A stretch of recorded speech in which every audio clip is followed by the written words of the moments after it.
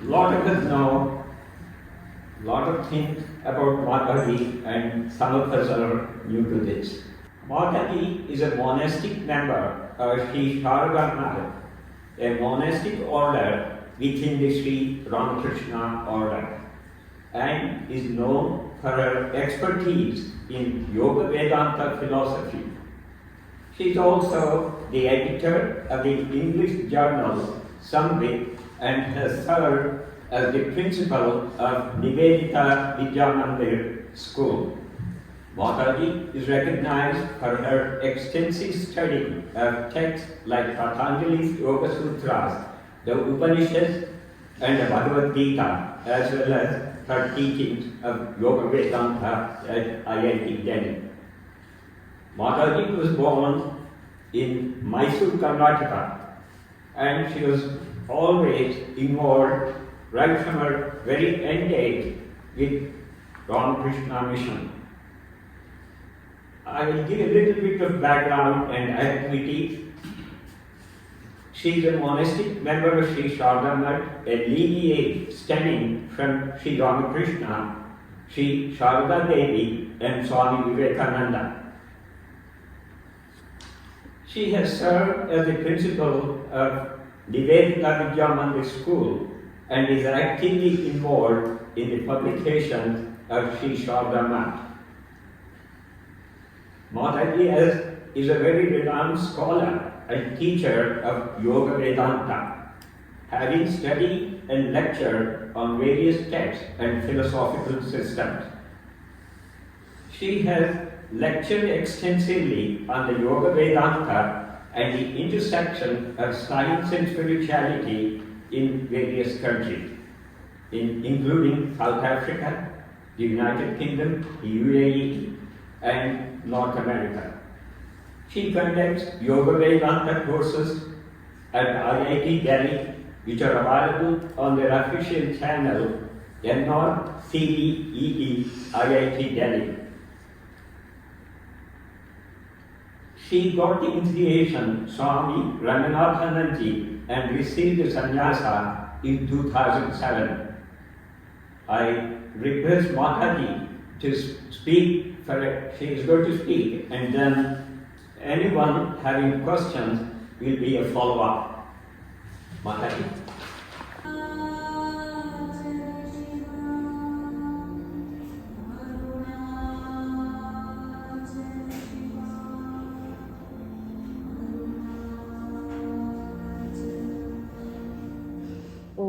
यो ब्रह्माणं विदधाति पूर्वं यो वै वेदांश्च प्रहिणोति तस्मै तं देवम् आत्मबुद्धिप्रकाशं मुमुक्षुर्वै शरणमहं प्रपद्ये. My namaskars to all of you. We are going to discuss about Bhagwan and his method here today. Whatever little we can, whatever little we know, because for those of us who are following this path, the Jnana Marg, you see, Bhagwan is the illuminator of this path. He is the one who will give us the greatest clues in our search for the self. He is the one who will give the pointers, the inspiration, the energy, the grace. So we will just discuss this great life and what it means to this modern age. And then, of course, we will open the forum for questions. Bhagwan used to say, Arunachala is the place where prana is subsumed into the heart. This sentence has deep, deep meaning. When you ask a question like, who am I? You can analyze and go deep to a certain extent, after which the mind does not reveal anything more. You may come to a level of blankness, or some people even fall asleep. Why does this happen? How to actually penetrate into what Bhagwan is saying? Just the question, who am I? How will it take us into that light?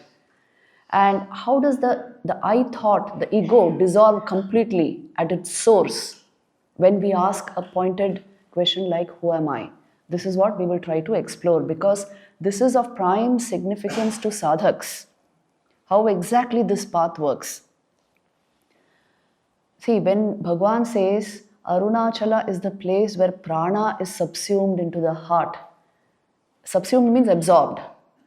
Now, pran means our entire vital force or energy. It manifests as mind. And the subtle manifestation is mind. That includes your thought, emotion, everything happening in the mind. And its physical manifestation is the breath.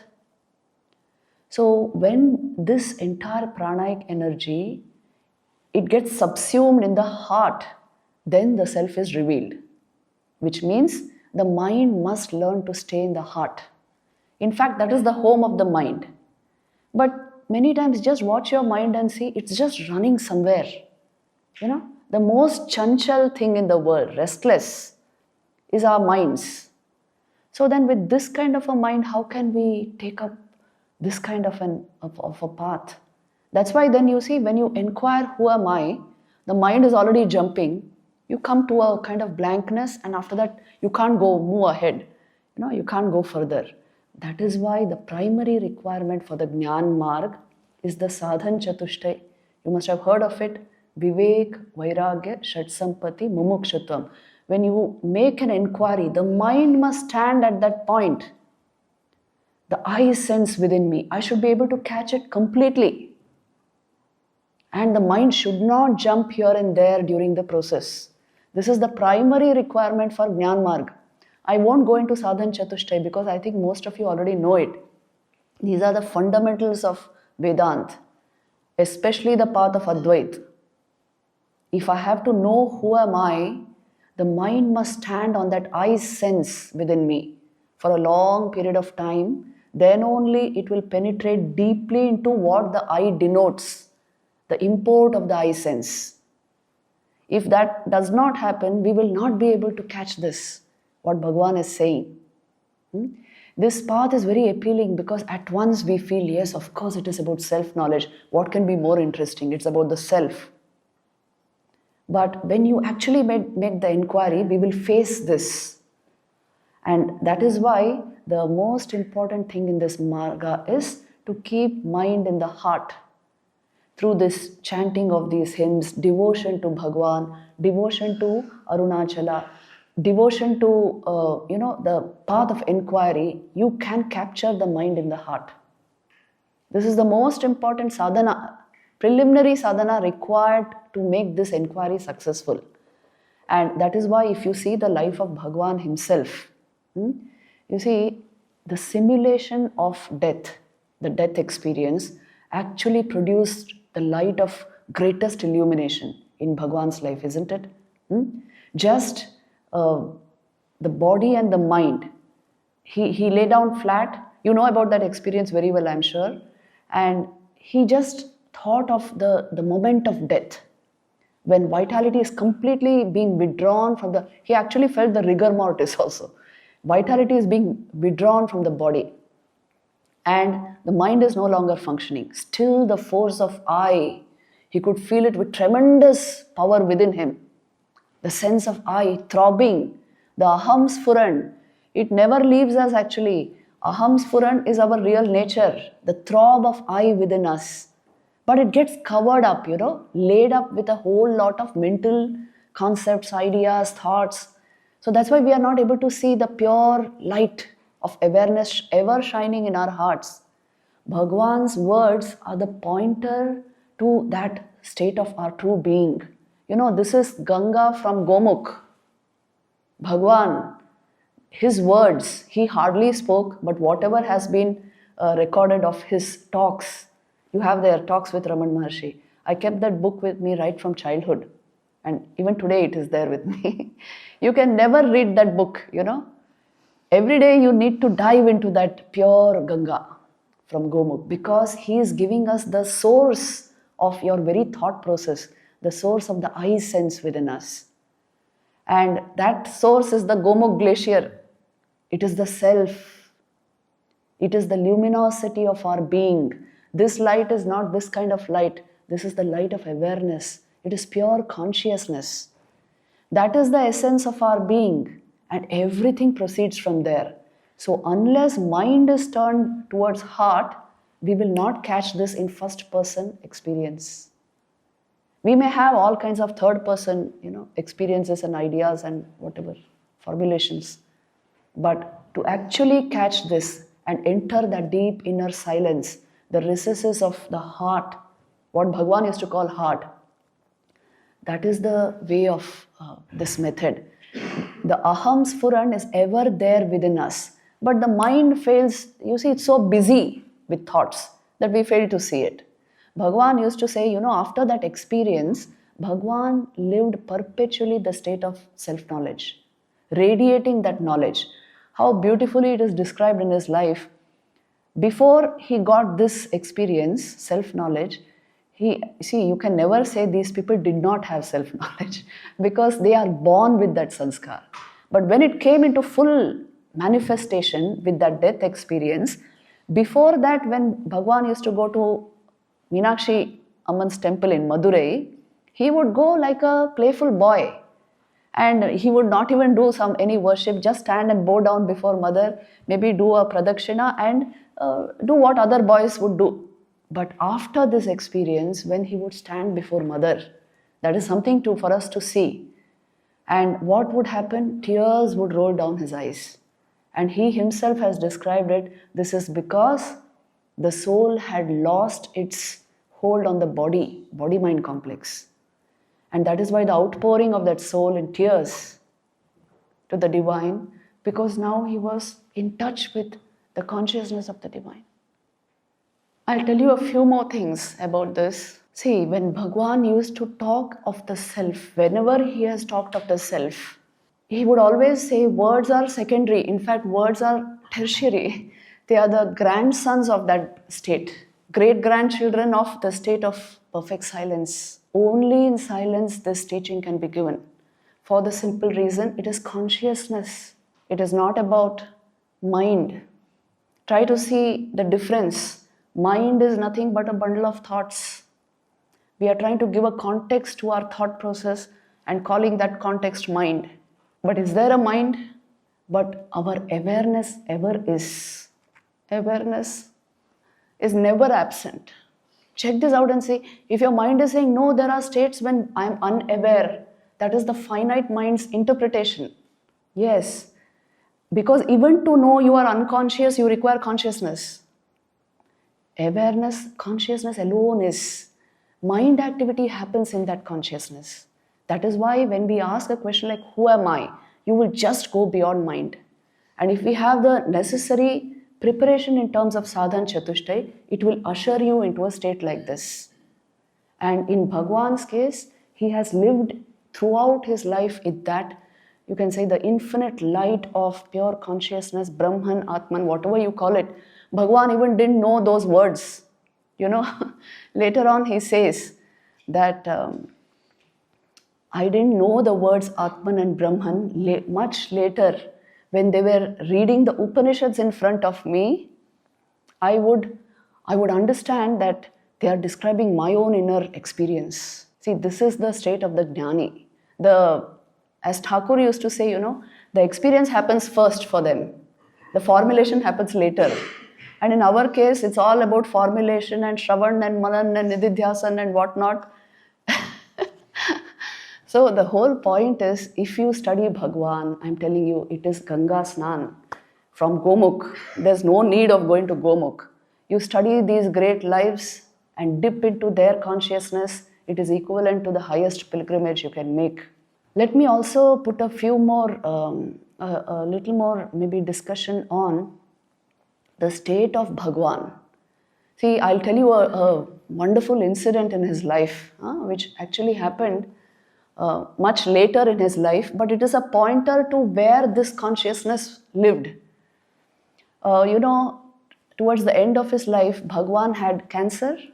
There was a tumor on his arm, and he was completely oblivious of it. He would never there was no registration of any form of suffering in that body and mind.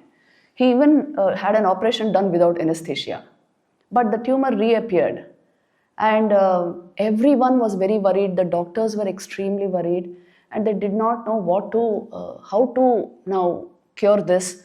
So they thought of one thing. If Bhagwan applies his mind to his body, it will be cured. Because that is such a powerful mind, radiating the highest consciousness.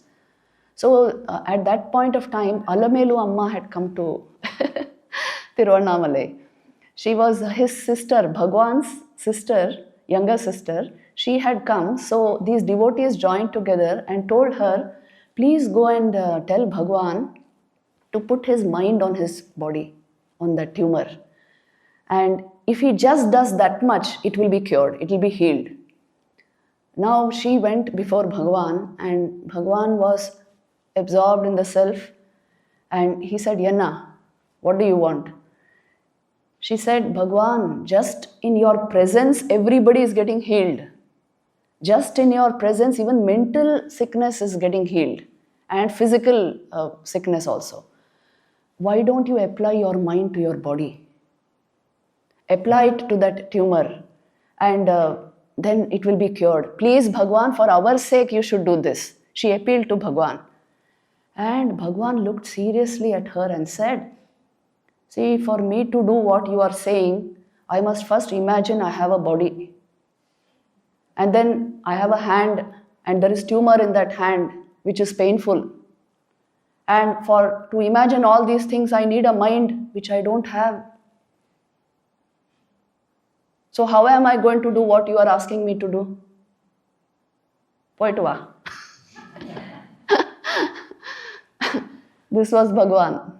It shows the state of the jnani. Please see. Mind also is not there. Where shall I apply mind, he is saying. Recognition of body also is not there. See, when self-knowledge comes, consciousness comes into predominance. There is no other kind of silly mind activity there at all. And that is why their state is something we cannot imagine actually. When consciousness has come into full bloom, you read the Upanishads, this is what they will tell you. You are essentially that consciousness. You have imagined you are a body and mind. But when that consciousness will come into full bloom, body consciousness and mind consciousness will fully drop. Mind will just move aside. And then there is the full effulgence of the self, which you will see in these lives. There is a similar incident in the life of Sri Ramakrishna. Only it is put in the language of devotion. I can tell you that incident also here. You know, Sri Ramakrishna also during his last days had a very nasty form of cancer, throat cancer. And the devotees were very worried how to get rid of that. So they also, especially one devotee called Shashadhar Pandit, he came to Sri Ramakrishna and said, Thakur, please put your mind on your body, on the throat, and then it will go. Please do this, for our sake you should do it. For our sake you should do it. And Thakur said, Sri Ramakrishna, we call him Thakur in Bengali, he said, how can that mind which I have given at the lotus feet of the Divine Mother, how do I pull it into this cage of bones and flesh? I cannot do it. Then, Naren entered the room and again held Thakur's feet and said, you have to do it for our sake. Apply your mind to your body, this cancer will go. And then Sri Ramakrishna said, okay, let me tell mother. Let me tell mother. And then they both went out of the room and Sri Ramakrishna prayed to the Divine Mother. After some time they came back. And they came back and Naren asked, Thakur, did you tell the Divine Mother? And look at these words of Sri Ramakrishna. He said, I told her, Mother, see that I am able to eat a little. This throat is aching so much. And the mother told me, why? You are eating through so many beings, so many people. See, the same Brahma Jnana in the language of devotion. Their consciousness is not individualized, localized consciousness. It is the light shining in all our hearts. That's why they feel so dear to us. This is, you see, the secret of love. Somebody feels very dear to you only when it's a soul to soul experience, love, isn't it? It's not a persona to persona experience. Persona will always clash after some time. But a soul to soul experience will never end, It is an endless experience of the deepest love. So that is why these personalities, we may call them, any word you use is wrong. They manifest as the self in all beings. They are our innermost core. How will we not love them? They are our very essence. Let me tell you a few more things I thought of in Bhagwan's life. See, Bhagwan used to harmonize all the paths. Similar to Sri Ramakrishna's teaching, he would say bhakti, that transigent love which brings about the full fruition, or you can say effulgence of the self, that is bhakti. And bhakti is Jnana Mata, he used to say, the mother of Jnana.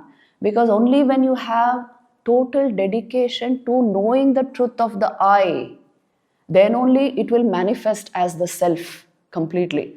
Until then, the mind will remain busy with other things.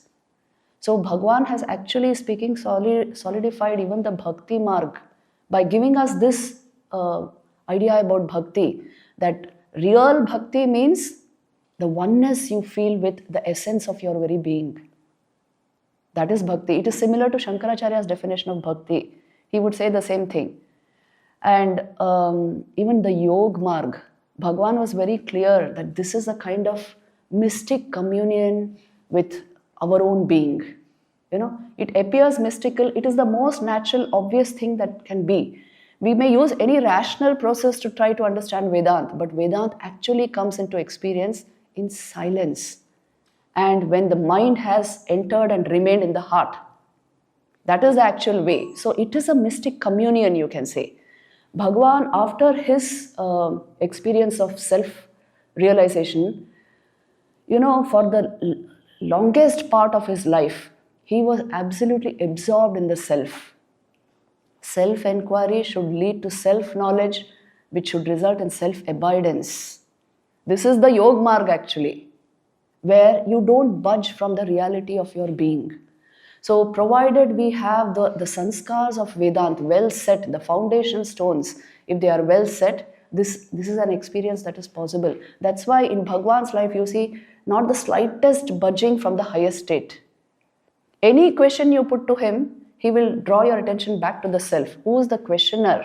He never tried to solve the problems of our stupid egos, He only dissolved the ego. In their presence, the ego dissolves. Mind dissolves. Speech dissolves. And this is the solution to the greatest solution to the problems of life, actually speaking. Because, please see this clearly. In spaces like this, you should see this. All our problems are mind-made. Am I right? Let us stop blaming the world or anything outside of us. They are made by our minds. Because we gave so much importance to some little thing, it overpowered us, and now it's a huge problem in our lives. Our attachments, our fears, our anger, our desires, these are lashing up waves in the mind, and the mind keeps us busy. Unless the mind is put down, there is no way to self-knowledge. Bhagwan used to say this, either inquire deeply into who am I and dissolve into the source, or surrender the mind to God. He would say this, that give me the mind, and the exact sentence is submit the mind and you will get self-knowledge. I will root out the ego. Submit the mind. So these are the two main paths for all sadhaks. Either Jnana, that capacity should be there to remain at the source of the I sense within us. See, please distinguish between these two. The I thought that we feel is not the I throb. I may have a sense of myself as a personality and all that, the I thought. That is to be discarded, removed, in the sense that actually does not define our being. It is the external crust of our being. It is a personality sense. But the I throb, the sense of pure I. And Bhagwan used to say that itself is the Kundalini. this I current within us, the I throb, aham sphuran, what is called. That is the real essence of our being. That can be easily caught in a very quiet mind, imbued with great sattva. It can be easily caught. So that is the actual key to understanding what Bhagavan is saying. If aham sphuran has happened, then you will get a clear picture of the Upanishadic path. See, Bhagavan actually has strengthened the Upanishadic path enormously, tremendously, the Jnana Marg. All yogis and jnanis fall under Jnana Marg Pradhan. See, everybody uses bhakti and yoga and everything, but there will be a Pradhan Marg, which means one dominant attitude. So all Jnana Margis, for them, Bhagavan is the ultimate source of inspiration for the simple reason this mind never budged from reality. Only Arunachala Shiva can do this. I'm telling you. See the state of your mind and you will understand what a tremendous example Bhagavan is. It's humanly impossible, it may appear like that, because a human being itself means one who is manifesting through a body-mind complex, the Jiva-Atman. But here you will find the light of the Paramatman coming out from this body-mind complex. And Bhagavan was totally, that's why, bereft of body consciousness. See, one who doesn't even have a mind, how can you expect him to be attached to a body? And the whole life showed this. Whole life showed this. Anything coming before Bhagavan, his tendency was always to turn our attention back to the self. And the Shaktipat, see, I put down a few incidents here about Shaktipat is a huge concept in Kashmiri Shaivism, even in Vedanta, which means the actual transmission of energy from the Guru to the disciple. They are capable of producing spiritual experience right in their presence because it's a totally liberated mind, elevated mind. And how did Bhagavan do this? Muruganar, the famous poet, he says that Bhagavan did not even give me time to wink my eyes. It was all over in a moment. I just sat in front of him and I experienced the stillness of the self. And how many people have given such reminiscences that they saw God radiating terrifically from this form. For the simple reason, he remained in the state of pure being. Always. So Shaktipat happened naturally. That is why, you see, Muruganar wrote that Bhagavan's silence, this powerful silence of Bhagavan, is the greatest preface that can be to any of the scriptures of the world. See, all the scriptures of the world are only pointing to this, ultimately. When we say Brahma Jnana in the Upanishads, we are only pointing to the state of pure being, which is called Brahman in the Upanishads. And that is the goal, because that is the essence of our own being. So a person who will radiate that level of knowledge obviously will become the dearest to all of us. This was Bhagavan's life. Let me tell you some more incidents here.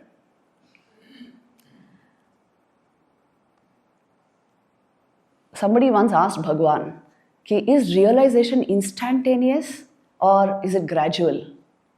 And Bhagavan said that, realization is always instantaneous because it is an insight into reality which is already present.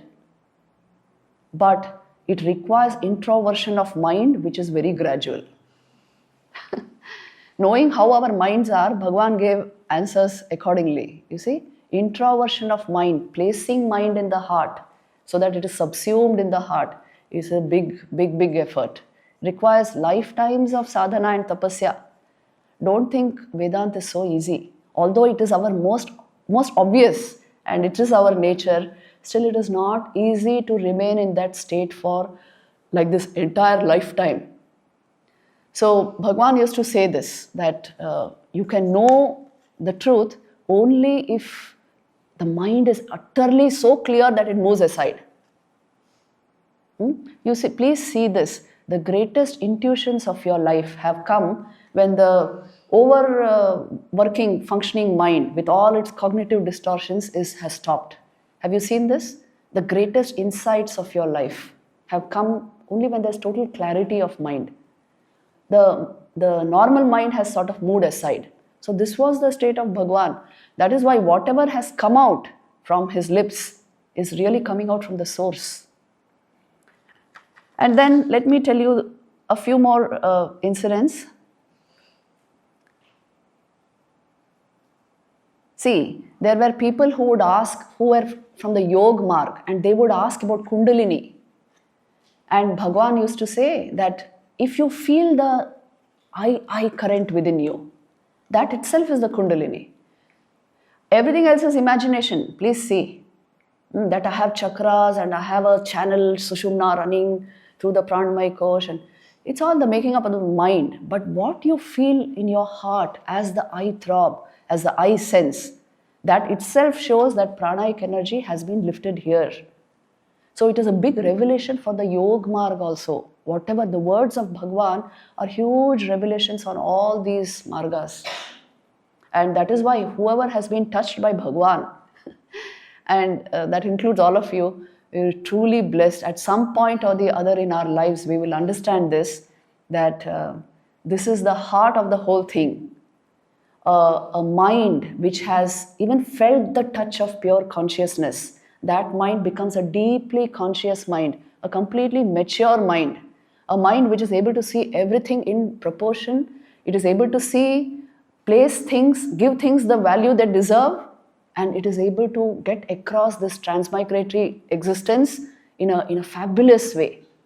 It will be a really mature, joyful life, and a life that has not been touched by Brahman, pure consciousness. You may have 1,000 objects around you, but it's a miserable life. Because the existential crisis will persist. However much you satisfy your psychological desires, the existential crisis will persist. So, putting it all together, I would only say that tasting the bliss of self, that is the goal of every human life. And if that has to become possible in our own lives, it is very, very important to come into this kind of an influence. It's very magical that New York City has this kind of a powerful empty space within it, which is so calm and quiet all the time. So utilize the space, dive deep into the literature available here, and I can assure you of this, the mind will go to another level. The mind will understand its limitations. Please understand this, and this is from the Amrita Bindu Upanishad. It says, Mana eva manushyanam karanam bandha mokshayoho. The mind alone is the cause for a man's bondage and liberation. Because the self ever is. Even right now, you are only the self. Even when the mind is functioning, we are only the self. When the mind is not functioning, you are only the self. But mind creates obstacles. The tendencies of our mind, if you check it out and see, they can create obstacles to self-knowledge. So then putting down mind becomes important. And if we have the maturity, then you can even, through the mind, you can do it. That also can be done. Even when the mind is functioning, you can remain as a witness to the happenings of the mind. But the real witness, the sakshi, not the reflected awareness. These are all very clear words. I have not gone into any technical aspects of Vedanta for the simple reason, when I come before Bhagwan, mind collapses, I'm telling you. So I can't go into all those intricate technicalities. Here, you see, there are no polemics, no rhetoric is required. Because he's in that state all the time. And he's around us. You feel that power. So then the technicalities of Vedanta, the Sakshi or the Pramata or the Chidabhas, we don't have to go into all that at all.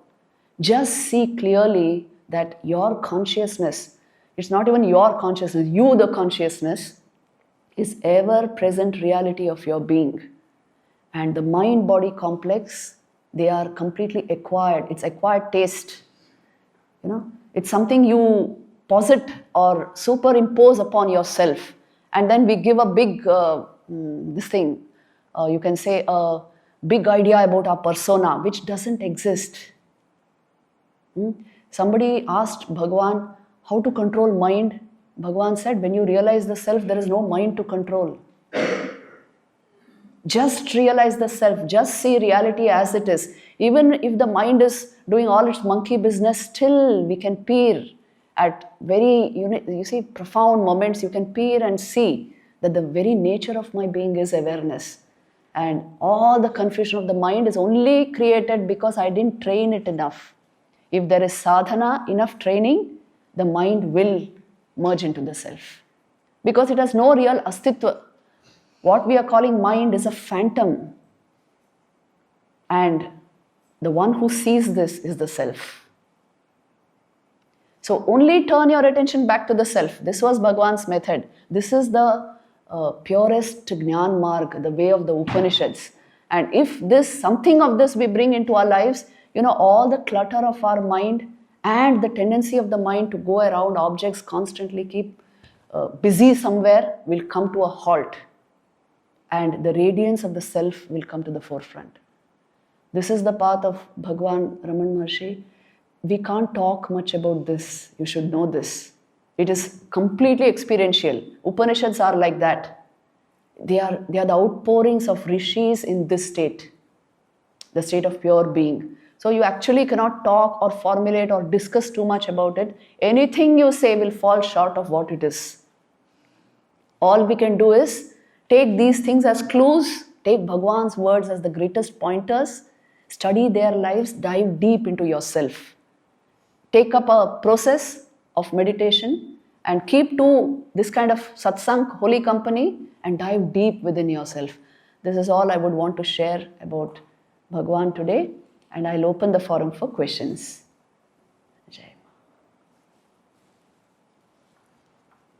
I think questions are more important than one-way traffic. Yes. In one's life as well as in Thakur's life, as well as in other people's life, there are always a few people who kind of are their so-called enemies, who kind of want to harm them or want to spread rumors which are Yeah. So someone who is in Brahman and is Brahman, and the so-called, I would say, like not a good person, who is also Brahman. What is their role? So do you know how Sri Ramakrishna or Bhagwan, Raman Maharshi, how they dealt with toxic people? Oh yeah, you must read those incidents. That is why I told you, keep close to this literature. And you will get tremendous insights on how to actually live our life. There was one, since you asked about Sri Ramakrishna, I'll tell you this incident. There was one character in that Dakshineshwar Kali temple who was extremely jealous of Sri Ramakrishna. Because you see, the founders of those temples, the Dakshineshwar Kali temple, were very much for Sri Ramakrishna. He was a young priest there. And everybody knew he was illuminated, he was living in God consciousness. So they always supported him. So this priest, he was not a priest, he was actually just a worker there. He grew jealous of Sri Ramakrishna. And one day it so happened, when Sri Ramakrishna was in a state of bhav samadhi, this man had the audacity to lift his foot on Sri Ramakrishna. He kicked him. And then it so happened that Sri Ramakrishna was totally unconscious of what was happening. And later on, when this was discovered, Sri Ramakrishna actually protected him. He said that no, this person, whatever he did, it was in a state of ignorance. Sri Ramakrishna never let it out to anybody actually. But the incident is on record. But later on, this man suffered so terribly, it was like a curse to his entire family. Everybody born in that family is limp. Yes. This is the effect of insulting a holy person, a person who is in the state of higher consciousness. Same thing with Bhagwan. You see, whatever the toxicity around him, and there were all kinds of characters who tried to create trouble for Bhagwan when he was on the mountain hill. And they gradually realized that he cannot be harmed. See, if you have a spiritual aura around you, I'm telling you, no negativity can approach you. We must make ourselves strong in that way. The mind can be made strong, spiritually strong. When it comes close to the self, you become spiritually strong. Now nothing can affect you, although you will find all kinds of people everywhere, that will be there. Still, you have strengthened yourself so much, the virus cannot harm you. Your immunity is so high. So this is a possibility. See how you can manufacture this strength in your own life. My own guru, Ranganathanji Maharaj, used to always insist on strength. He would say, knowledge should bring strength, physical, mental, spiritual. Yog Bal it is called. So this will protect you from all harm. Know this for certain. That is why in their presence, nothing negative happens. Keep this great sacred influence in your lives and nothing harmful will happen. Nahi kalyanakrit kaschit durgatim tata gacchati. Bhagavad Gita says, the doer of good, one who has good intent, a good bhav, never comes to grief. So you mentioned, referring to Bhagavan, that when you realize the self, there is no mind. Yes. But for all transactional duties that we perform, we make use of mind. Yes. And when that element of ego gets mixed Yes. with the way we conduct ourselves, Yes. it is very difficult. So what from Bhagavan or from your experience? See, the transactional mind which we are using just now, with sadhana it gets transformed. I can tell you that. It's not the same mind.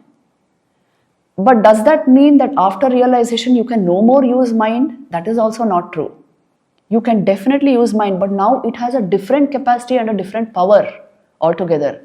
That mind in which consciousness has come into predominance and thought world has receded, that mind has huge mind control is possible there. It has control over itself. So then whatever you will apply that mind to, you will be successful. This is the real yogic mind. It has developed such a level of concentration, focus and clarity because of the predominance of consciousness over just feeble thoughts, that it becomes a very powerful mind. Now that kind of mind used in this transactional world will produce immediate results.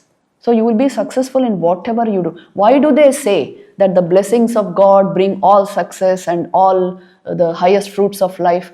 Only for this reason, that your mind will change completely. The stupid ways of the mind, see this uncontrolled thought flow and all these cognitive distortions and all these emotional fantasies and intellectual obsessions, all this will go. And clarity will reign, high awareness will reign. So whatever you focus on will become yours. The mind of the realized can be used in the transactional world. In fact, how did Bhagwan live? He lived with the illumined mind. So it is possible, but a lot of training is required for the mind to merge into its source. Please know this. Otherwise, you will get glimpses from time to time, and then you are always yearning for a continuity regarding them. This is what happens to many sadhaks. Very good question. Yes. There's a beautiful book written by Gita, who's sitting right here, and it's on Bhagwan's mother. So you should read that book, is available here. You should read that book. His relationship with his mother was so profound. See, they are not ordinary mothers also, okay? So, although he appeared to be very detached, you should see it towards the end, it's also touching that Mother Alagamal, when she was with Bhagwan, actually Bhagwan facilitated her liberation at the end. Two people Bhagwan did this. One was Palni Swami, one was his own mother. And Bhagwan's touch used to be so sensitive at the point of death when the pranic energy is leaving the body. In the case of Palni Swami, Bhagwan kept his touch on his heart, but he removed the touch when he was convinced that the prana had arrived at the heart, concentrated there. But because he removed his hand, Palni Swami's eyes opened and the prana escaped through the eye. But in case of his mother, Bhagwan never removed his hand. With one hand he held her head, and in one hand he placed it on her chest. When the pranic energy had completely got absorbed in the heart, then only he removed his hand, and his mother attained the highest liberation. So what this is now, only spiritual practice will convince. We don't even feel the prana in our system. So it's just a word for us. Only sadhana will tell you what it is. Prana alone manifests as mind, thought, speech, word, everything. And if this pranic energy is collected together and focused on the heart and absorbed there through this process of inquiry, then only realization occurs. What this means, you find out for yourself. You can't talk more than this actually. Yes, speech can be silver, silence is golden. I think no more questions. If I may add one. Yes. Brief, so meditation, importance of meditation, we hear from everyone, and if there is any simple way to get to the state, and there's sometimes the meditation happens. So how do we make ourselves eligible for meditation to happen to us? Whether it is Yog Marg or Jnana Marg or Bhakti Marg, see, everything has pre-qualifications. The pre-qualification for meditation to happen, the state of Dhyan, is that Yam and Niyam. Those are the first two steps of the Yog Marg. Once you are well established in that, your prana is in your hands. See, this is what happens with all preliminary spiritual practices. Your entire vital force is moving in one flow. It is luminous, it is effulgent, and it is moving in a particular way. Now you concentrate it on the heart. Take a Sakar Sagun Upasana if that helps you. Or Nirakar Nirguna, question can lead you into it.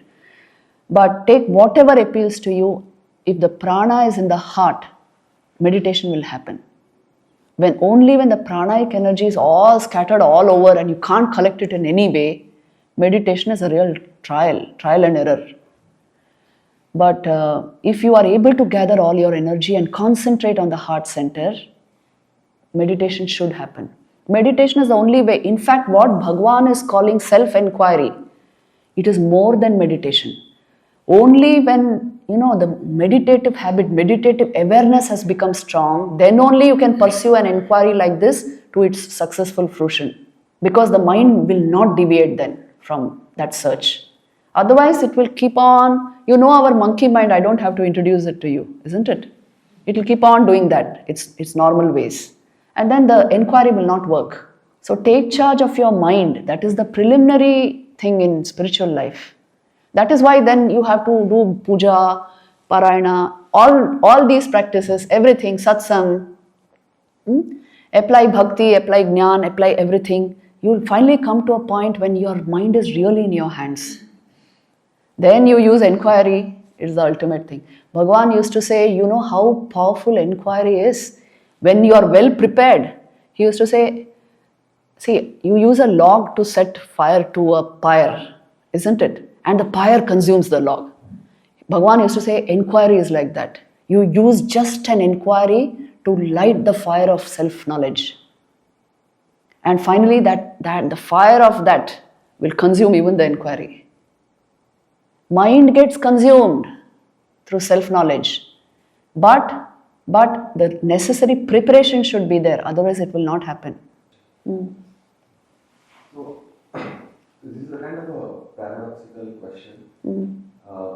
But when we think about spirituality and Advaita, we think in a different section of life. For example, if I'm here, I want to fully immerse myself into Advaita. But as soon as I go to work, I wear a different hat. Or if I'm doing some other duty in a materialistic world, I wear a different hat. So my question is, how can I remove those boundaries between these different hats in the material world and continuously practice Advaita and try it? The meditative awareness has to be maintained.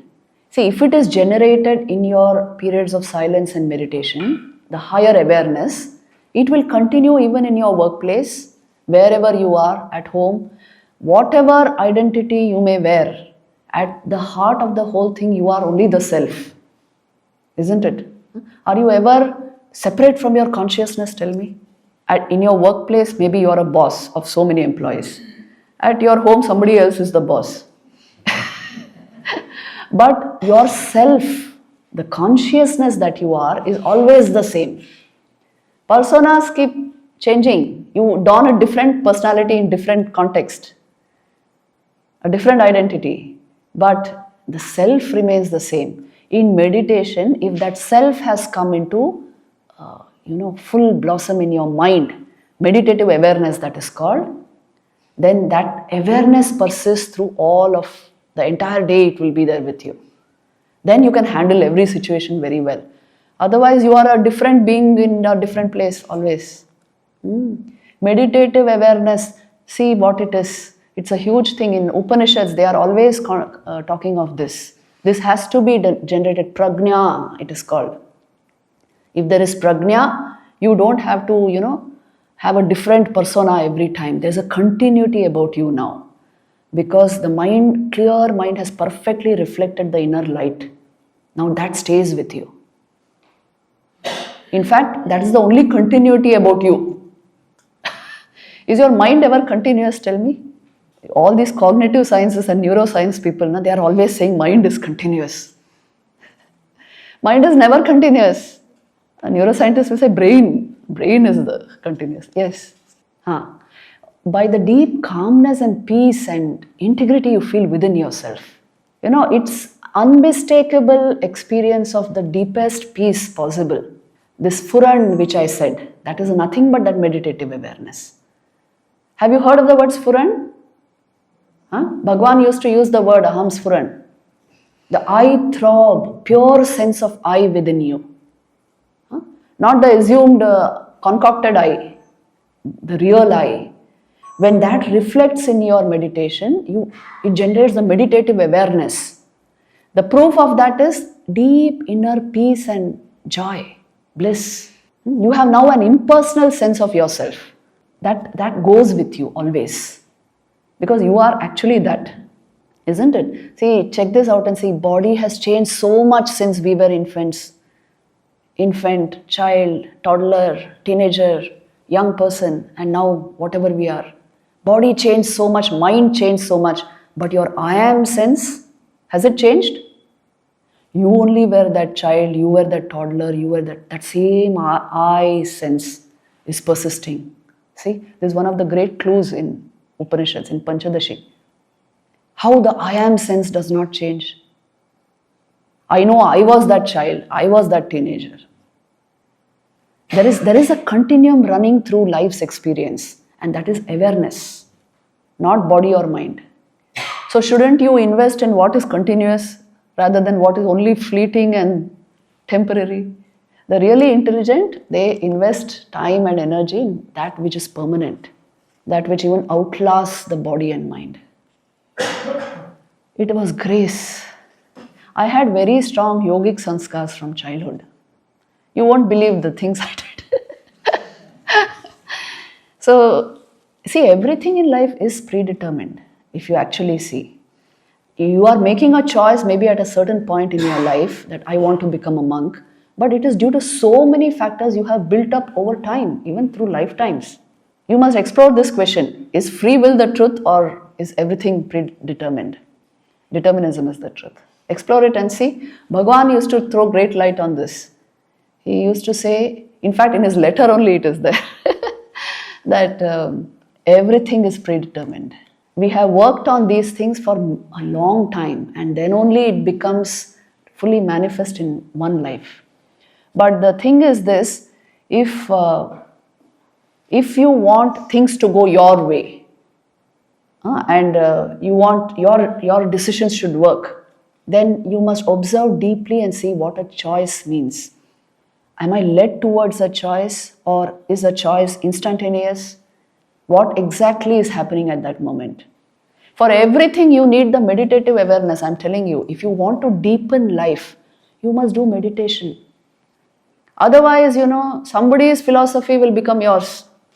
If you want to discover these things for yourself, build your inner life, the meditative habit. This mind has the capacity to understand all the secrets of the universe. If only you pin it down and connect it with awareness, not otherwise. It is all predetermined. I had to come in this form and in this garb, because at the heart of it all, we are only the self, okay? This is just like vasansi jirnani yatha vihaya. Body also is like that. But whatever it is, each one of us has a role to play. We are also playing a role. But at the heart of everything is only the self. One who manifests the self in its highest form, he becomes the most dear to all people. You should know this. We are very fortunate that, you see, we have come into this circle. When you have this kind of an example, inspiration before you, your life will be tinged by it. You can be sure of it. Everywhere that I teach, see, I work at IIT Delhi actually, and many other IITs.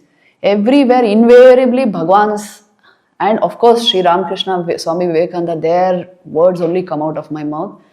The whole thing is if you dip your mind into this stream, I'm telling you, the mind will come out luminous and bright. It will give you the exact truth about all these things. You will do your science also much better. Whatever you do will bear this touch. But if this dip is not taken, that's the importance of Ganga Snan. Ganga Snan and Gomukh. I love that simile very much. I've never heard that. You capture the essence of it. And if I can add to what that conversation you just mentioned about Sri Bhagavan, that people were asking him whether everything is predestined or what. Yes. Bhagavan says everything is predetermined. And Chanting was sitting right next to Sri Bhagavan. Yes. And was fanning Bhagavan. He picks up the fan and he says, Bhagavan, even this, Uh. I'm fanning you. And Bhagavan says, Yes. even that. So that is then followed by a question that if everything is then predetermined, you mean to say we have no freedom. And Bhagavan's answer is the key. He says, the only freedom you have is to associate with what happens or not to associate. Yes. You can either attach to it or detach from it. That freedom you have. See, I don't know if you all have heard of Benjamin Libet's experiments on free will. Anybody has heard? No. No. You can study it. It's on the net. He conducted these experiments in trying to find out from where choice arises. And are we led towards a particular kind of choice, or is it instantaneous? Any of our decisions. So what he actually did was he connected a subject to an EEG machine to track the brain activity at the moment of making a choice. And the subject was given like two switches, one blue, one red. He had to decide to press one switch and immediately do it. And the brain activity was recorded. This was the experiment. So from the standpoint of the subject, it's an instantaneous decision. He thought of blue and pressed blue.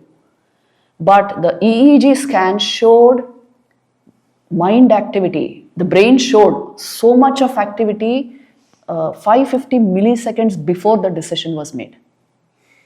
A flurry of brain activity is there. So then the conclusion was that means you are led to a particular decision by unseen forces, by your past sanskars, by your memories. They quickly replay in your mind sort of and lead you to a particular decision, but you thought it was instantaneous. There is no free will. No, see, that's why then what you should do ideally is you must think you have a free will, because otherwise you won't make the right decisions of your life. If you think, well, I'm only led to a decision, so let me leave it to somebody else. I don't make the choices of my life. Then actually you won't do anything. So Vivekananda suggested this. Assume you have a free will, but understand your will is limited. Arthur Schopenhauer said this, he said, you can do what you will, but you cannot will what you will. Your will is bound. So understand this, that my so-called free will is bound at present. I can make it progressively free through spiritual discipline, through yoga, through meditation. But just now it is bound, but whatever I have of that free will, I will use it in the proper direction. You should use it like that. That is why then Vivekananda said, think you are the maker of your destiny. It's not in somebody's hands. Are you getting what I'm saying? Or going over that? Theoretically, I understand everything. I'll give you a video. Conviction, the difference is. Yeah. I understand, but you're not See, all of us want self-knowledge. Why is it not happening? We all want self-knowledge, isn't it? That's why we are here.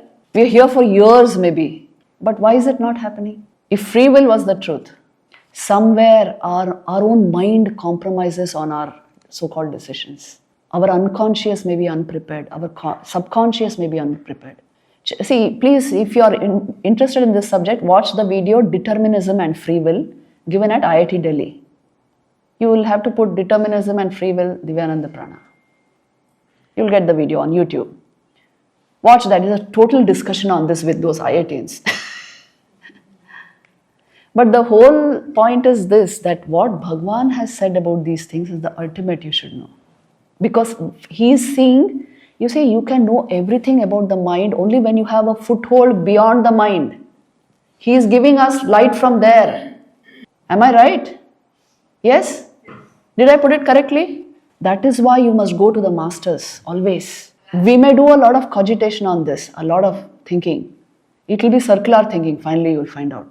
Unless you have a foothold outside the mind, how will you know all the workings of the mind? I am telling you what Bhagwan is to the modern world, we cannot imagine. And this applies to every realized mind, I would say. A Ramakrishna, a Vivekananda, Bhagwan, Nisargadatta Maharaj. It is out of the ordinary. And Bhagwan, though we know he is Arunachala Shiva. It's not a matter of speculation or... So, take it from the source. This is what I did, I'm telling you. My whole life I based it, I read only the source scriptures. I don't go to the second, third generation versions of it at all. And go to the source and meditate. That is the way to knowledge. Because the unfoldment comes only from within. It is not thought born. Go to the source scriptures, go to talks with Raman Maharshi. If you go to that, your entire brain will get rewired, Real Vedantic sanskar will come. And meditate. If you don't meditate, nothing serious is going to happen, I'm telling you. Because we must understand the place of mind in our life. Mind is, only for this transactional reality, for that, not for self-knowledge. Mind has to drop at some point, but only the purified mind will drop. Am I making sense or is it all senseless? There are a whole lot of people in the world who will say, what is she talking about? Okay, anything else? Yes, Janet. Thank you so much. I don't know if I have my question formulated completely, but it just has to do with the grace of Divine Mother and its relationship to realization, to the path of self-knowledge, and how, the fact that the Mother's Temple was created, all of that, what grace is needed, what grace Yes. is needed, and how does this path, the devotional path, or you could say the tantric path, how that perhaps does that. Yeah. Open up these, Yeah. deeper things Right. that we find as obstacles. Yes. See, Sri Ramakrishna used to always say, without Divine Mother's grace, nothing is going to open up. That Divine Mother manifests in us as our vital energies. She manifests, she is the energy of this universe. Without her grace, truly nothing is possible.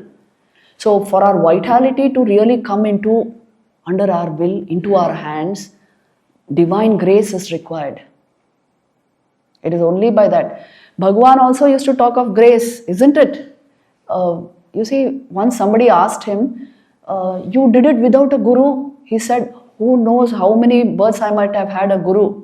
And without grace and unconditional surrender, this is not possible. Unconditional surrender means putting mind at his feet. It's all only grace. All sadhana is another name for grace. But I can tell this, that you are all incredibly lucky that you are under this umbrella. It's a great thing even to think of Bhagwan, discuss the philosophy, discuss the way, see that this is possible, this is the highest, evolution of the human mind. This is a culmination of human evolution, that we have been ushered into this presence. This itself is a greatest blessing. Sri Ramakrishna only gave that example. He would say, it's like a cow being tied to the post of a tree. So that much of tether it has, that much the freedom to munch grass around the tree, it can do that. And after munching all the grass, if it moves loudly, he will tie it to some other post, maybe give it a longer tether. So God will give that kind of a tether. Some amount of free will, at least the notion of a free will he has installed in us. That is why we feel, well, now I can speak what I want to speak. You can do whatever you want to do. We have that feeling, but it's only very limited and bound. And check this out and see. What you want and the way you want it is not going to happen in your life, in any life, for the simple reason many factors are involved. But if you appeal, you move loudly, he will tie you to a longer tether. He'll give you more free will. Can you make it happen, or does it happen to you? Can you make it happen because of your effort and everything, or does it have to happen to you? Because all the You exams can make it happen. seems to have happened to you. Yes. Can you say, No. You can make it happen through your yearning, prayer, see, Bhagwan's coming to Tiruvannamalai, to Arunachala. A kind of effort it appears to be, isn't it? It started with him. He moved to the place. And later he said it is the pull of Arunachala. Sri Ramakrishna's yearning for the Divine Mother. It's his yearning.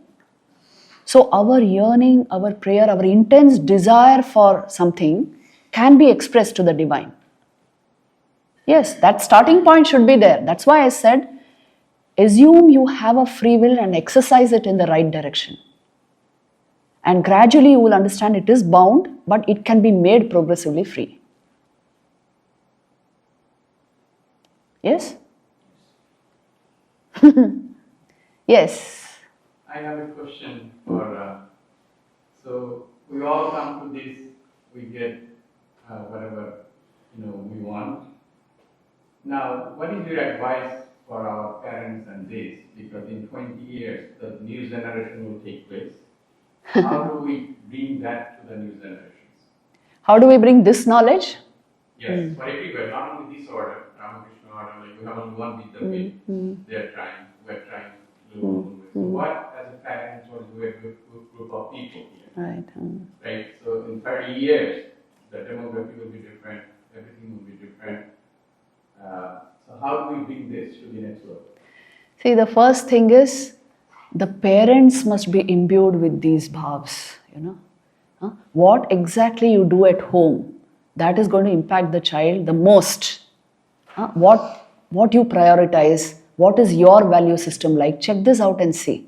If the parents are, partying the whole day and night, but wanting some kind of a value system in the child, will it happen? If the parents are devoted to these kinds of ideals, they have a very high value system, there's a kind of sattva at home, then definitely it seeps into the child. Unconsciously it will become his values for the future. So this is the first most important thing, what you do at home. Secondly, create a sacred space at home.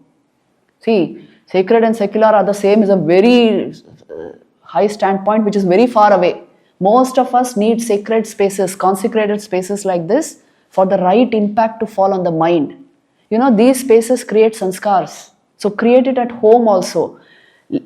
Teach your children to bow down to this, bow down to spirituality, real manifestation of spirituality, because this is the saving factor for our minds. It saves our minds.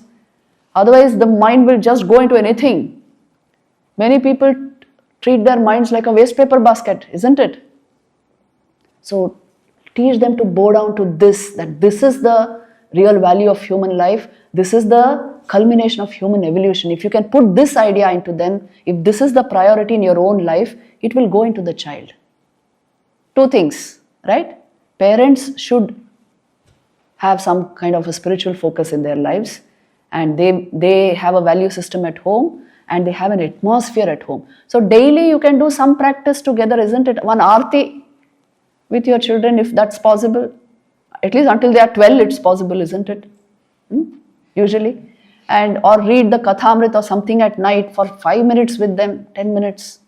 Keep good books in your house. It will influence their mind sometime or the other. These are small steps you can take. And pray and hope for the best, that's all. All the best to you. Because it's not easy, I know that. Many times, devotees' children are tangentially opposite. Which is very strange.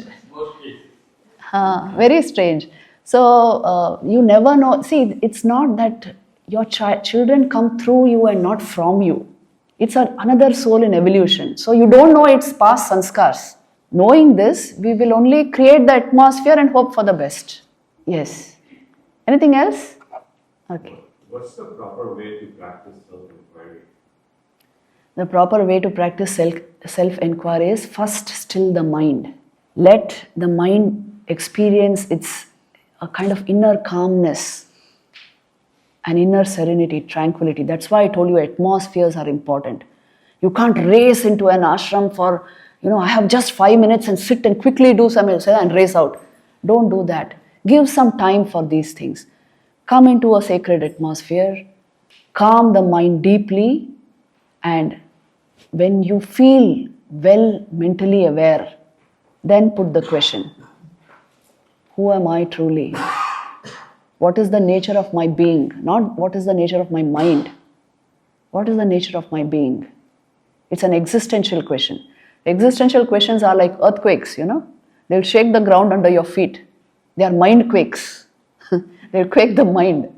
Existential inquiry, this is. See, today Vedanta Vichar is in universities, it is being taught as existential inquiry. You can watch that talk on Vedanta as the science of consciousness. Please watch this talk. It was given here at New York Vedanta Center. Yeah. Vedanta as the science of consciousness. How to practice existential inquiry.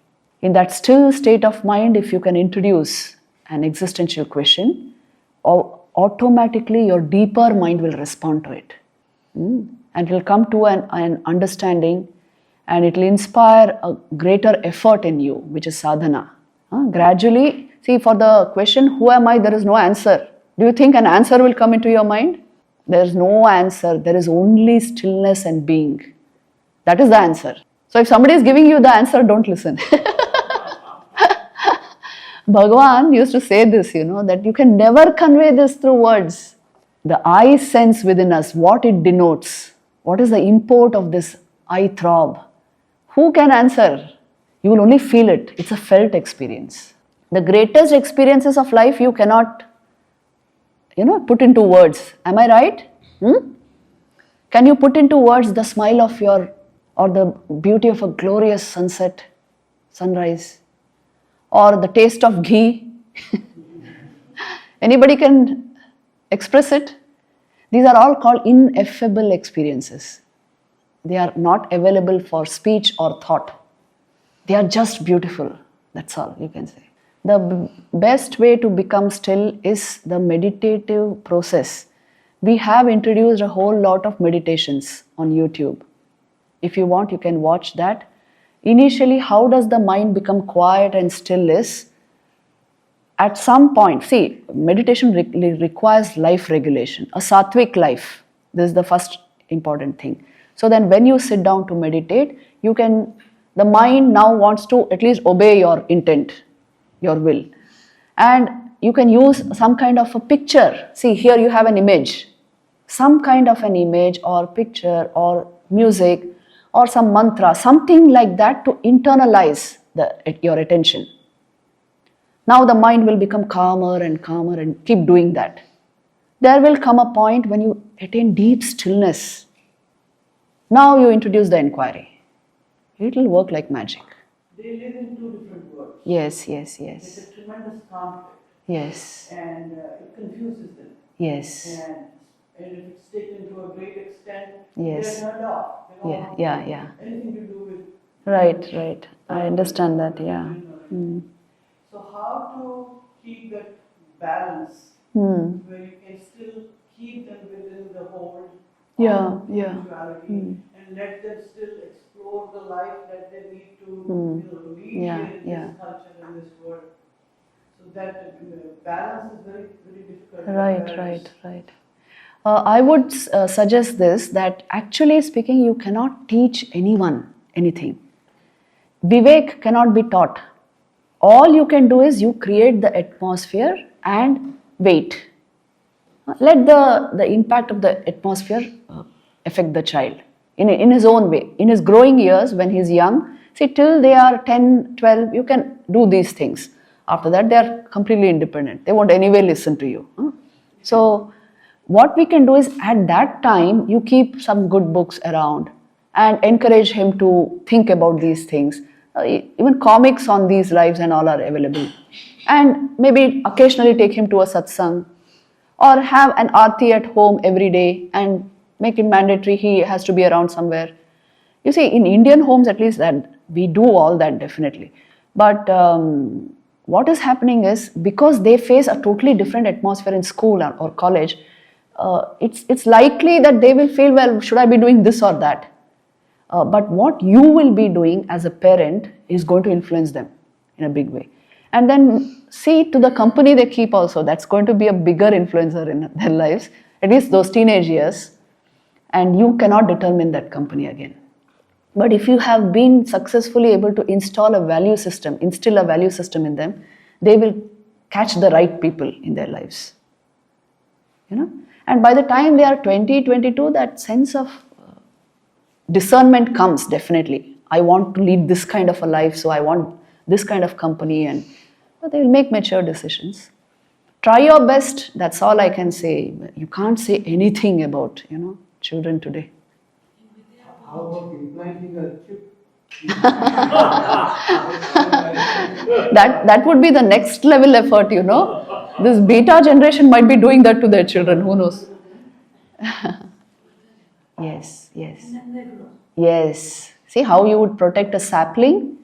A little of that is required. Sri Ramakrishna also used to give that illustration. Yeah. Your satta will go into them. See, when Sri Ramakrishna would pray to the Divine Mother, he used to use that word, He used to say, Tomar satta amar moddhe ache ma tai to tomake bhalo lage. Which means your essence is in me, O Mother. That is why I love you so much. The same applies to your children, isn't it? Something of you is in them. Now, when that you has grown spiritually, that effect will fall. If it doesn't manifest now, in another 15, 20 years, it will manifest. But the seed has to be planted. And protect that sapling to the extent possible. But don't force or impose on them, because it takes the opposite effect, yeah. I'll share a small thing. Yeah. I was taking Swami Prabhudanandi, the Satsang from the Vedanta Society, to one of the devotees' place in New Jersey. As a parent, you always have a question, where my duty as a parent went. Solitude was there, and my daughter was maybe 3 years, 4 years. I asked that question, where is my duty end, Swami? Swami said, as long as you have done your duty, you should micromanage it and treat what you are as a trust and your children as a trust. Do your level. How beautiful. Beyond that, you can't do anything. and you shouldn't worry about it. You shouldn't worry about it. Right. Don't expect your child to be a carbon copy of yourself. Yeah. So do we wrap up? I leave it to you, Mataji. Shall we wrap up? Anything else?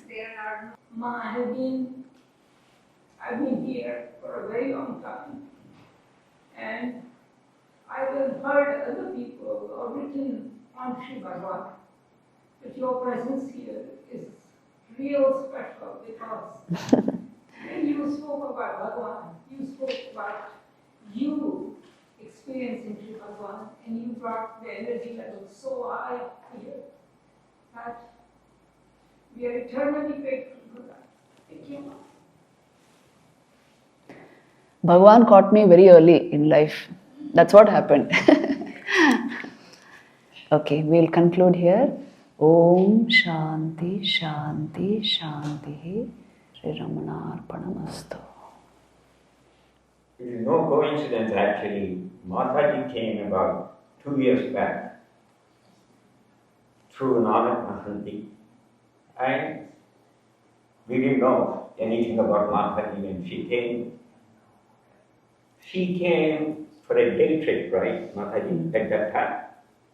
She stayed here, she was mostly in the shrine.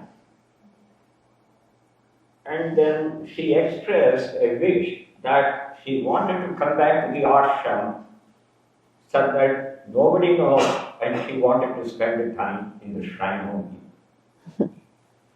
Subsequently, this time, we are so blessed, she expressed a desire to stay in the ashram, I don't know, incognito or not to know for too many people.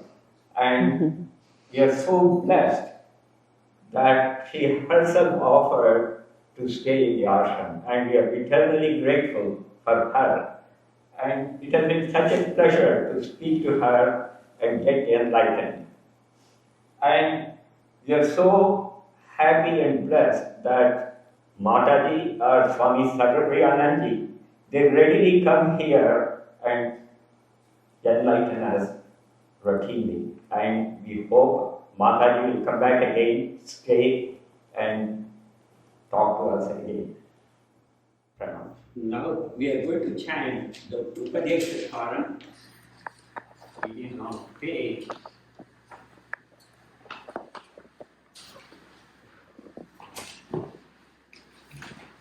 9.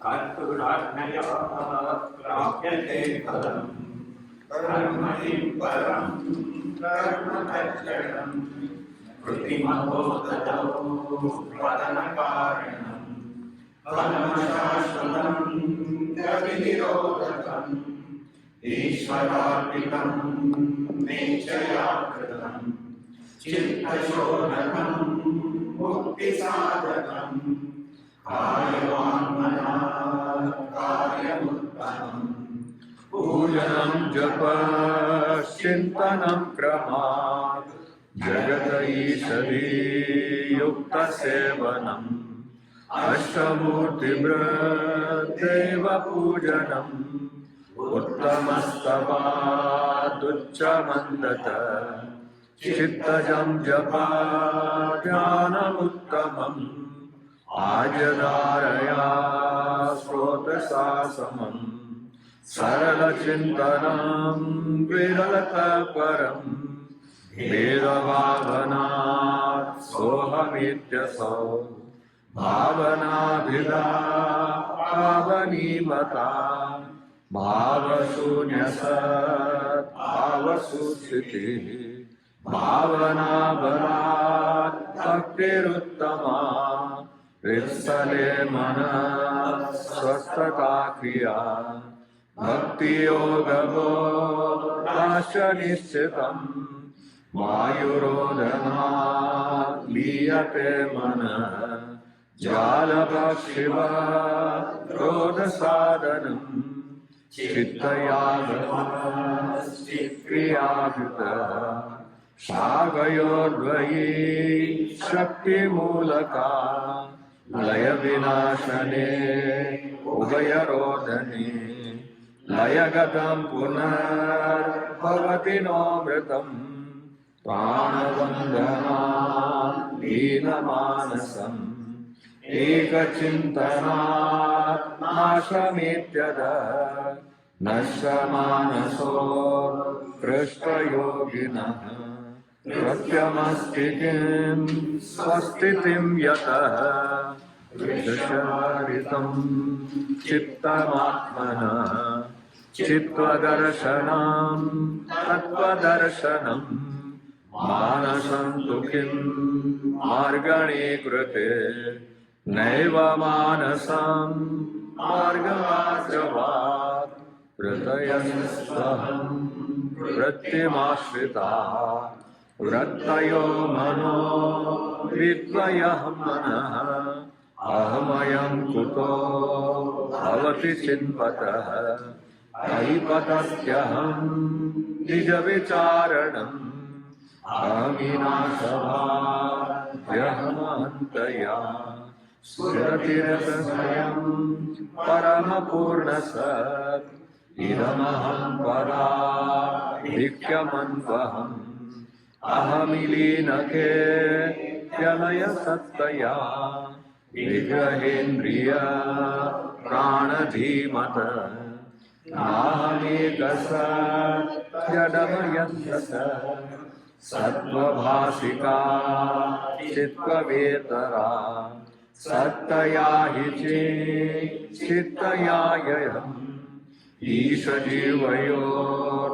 ईशजीवयोर्वेषदीपिता सत्स्वभावतो वस्तु केवलम् वेषहानत स्वात्मदर्शनम् ईशदर्शनम् स्वात्मरूपतः आत्मसंस्थिति स्वात्मदर्शनम् आत्मनिर्दया आत्मनिष्ठता ज्ञानवर्जिता ज्ञानहीना चेत् ज्ञानमस्ति किं ज्ञातुमन्तरम् किं स्वरूपमेत्यात्मदर्शने अव्यया भवा पूर्णचित्सुखम् बन्धमुक्त्यक्ति तत्परं सुखम् विन्दति हजी वस्तुदैविकः अहमपेतकम्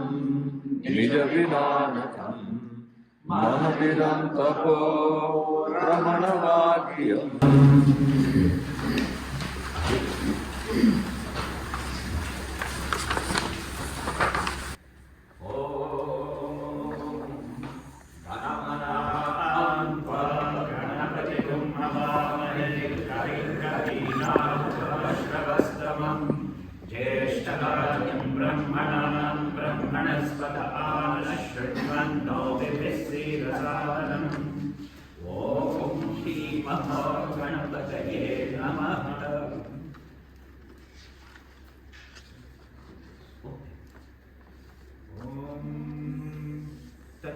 तच्चयोरावृणीमहे गातुं यज्ञाय गातुं यज्ञपतये नैवेके स्वस्तिरस्तु नः स्वस्तिर्मानुषेभ्यः ऊर्ध्वं जिगातु भेषजम् शन्नो अस्तु द्विपदे शञ्चतुष्पदे ॐ शान्ति शान्ति शान्तिः ॐ सहस्रशीर्षः पुरुषः सहस्राक्षः सहस्रपात् स भूमिं विश्वतो कृत्वा अद्य तिष्ठद्दशाङ्कुलम् पुरुष एवेदकं सर्वं यद्भूतं यच्च भव्यम् उदामृतत्वस्येषानः यदन्नेनाधिरोहति एतावानस्य महिमा अधोऽध्यायाश्च पुरुषः पादोऽस्य विश्वाभूतानि त्रिपादस्यामृतं दिवि त्रिपादोऽध्वं त्रयः पुरुषः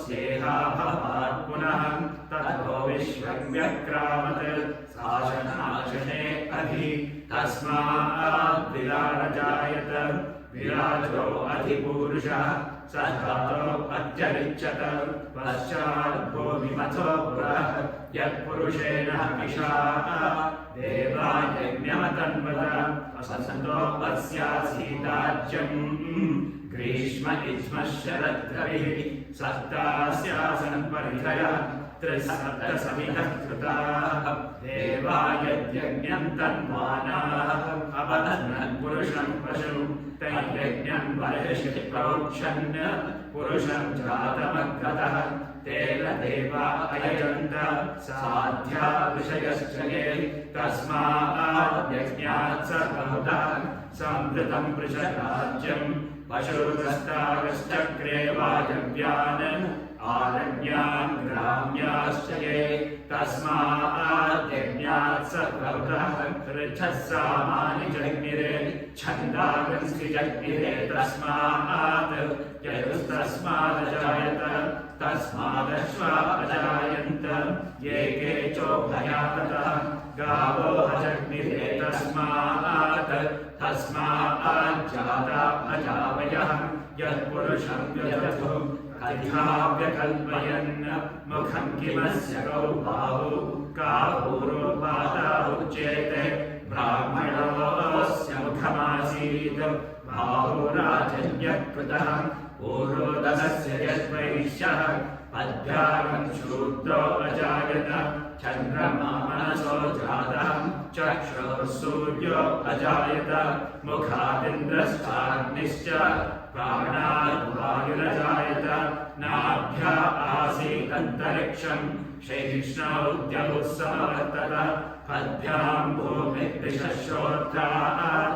तथा लोकान् अकल्पयन् वेदाहमेतं पुरुषं महान्तम् आदित्यवर्णं तमसस्तु पारे सर्वाणि रूपाणि चरित्यधीरः नामानि कृत्वाभिवर्तयदास्ते धाता पुरस्ताद्यमुदा जहार शक्रप्रविद्वान् प्रतिशश्चतस्रः तमेवं विद्वानमृतरिह भवति नान्यः पन्था अयनाय विद्यते यज्ञेन यज्ञमयजन्त देवाः तान् धर्माणि प्रथमान्यासन् ते हनाकन्महिमानः सचन्ते यत्र पूर्वे साध्याः सन्ति देवाः अभ्यसम्भूतः पृथिव्यैरसाच्च विश्वकर्मणः समवर्तताधि तस्य त्वष्टा विधदरूपमेषि तत्पुरुषस्य विश्वमाजानमग्रे वेदाहमेतं पुरुषं महान्तम्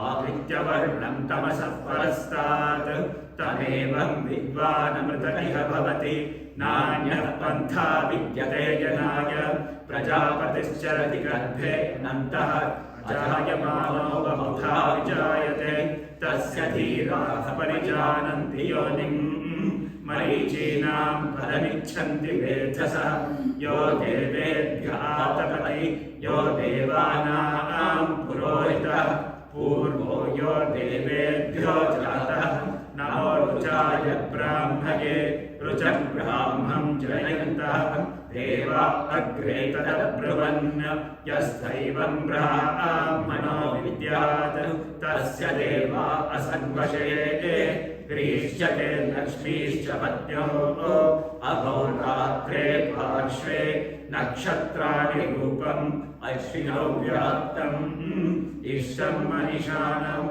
अमुं मनिषाणं सर्वं मनिषाणम्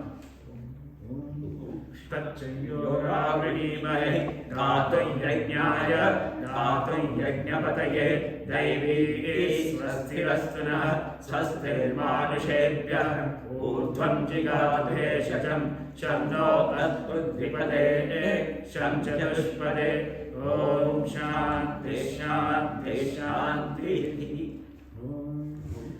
जातवेदसे सुनवासो मराति यतो निदहाति वेदः सनः पर्षदति दुर्गाणि विश्वानादेव सिन्धुं दुरिताध्यग्निः तामग्निवर्णां तपसा ज्वलन्तीं वैरोचनीं कर्मफलेषु शुचाः दुर्गां देवीं शरणमहं प्रपद्ये सुरतसङ्गसे नमः अग्ने त्वं पारयानव्यो अस्मान् स्वस्तिभिरति दुर्गाणि विश्वाः पूश्च पृथ्वी बहुलान पूर्वी भवात् लोकाय तनयाय शय्योः विश्वानि नो दुर्गः जातवेदः सिन्धुं न नावादुरितादिवर्षि अग्ने अत्रिवन्मनसा गृणानोऽस्माकं बोध्यविता तनूनाम् ऋघनाचितकं सहमानमुग्रमग्निकं मवेम परमात् सदस्थात् स नः पश्यति दुर्गाणि विश्वाक्षामद्देवो अतिदुरितादग्निः रत्नोषि शनैभ्यो अध्वरेषु सनाश्च होत्रानव्यश्च सस्ति स्वाञ्चाग्नि सर्वं विप्रयस्वास्मभ्यं च सौभगमाय रजस्रं गोभिर्जुष्टमयिजो निषिक्तं तदेन्द्रविष्णोरसञ्चरेम नाकस्य पृष्ठमभि संवसानो वै वैष्णवीं लोकैरमादयन्ताम् ॐ शान्ति शान्ति शान्तिः न कर्मणो न प्रजया नैके अमृतत्वमानशु परेण नामकं निहितं गुहायां विभ्राजते तस्य तयो विशन्ति वेदान्तविज्ञानविचितार्थाः सन्न्यासयोगाद्यतयः शुद्धसत्त्वान् ते ब्रह्मलोके परामान्धकारे परामृतात्मविमुच्यन्ति सर्वे तद्विपापं मरणेष्मगोत्रं यत्पुण्डरीकं पुरमद्रसद्ग्रस्तं तत्राविनक्रं गगनं विशोकस्तस्मिन् यदन्तस्तदुपासितव्यम् यो वेदादौ स्वरप्रोक्तो वेदान्ते च प्रतिष्ठितः तस्य प्रकृतिलीनस्य यः परस्य महेश्वरः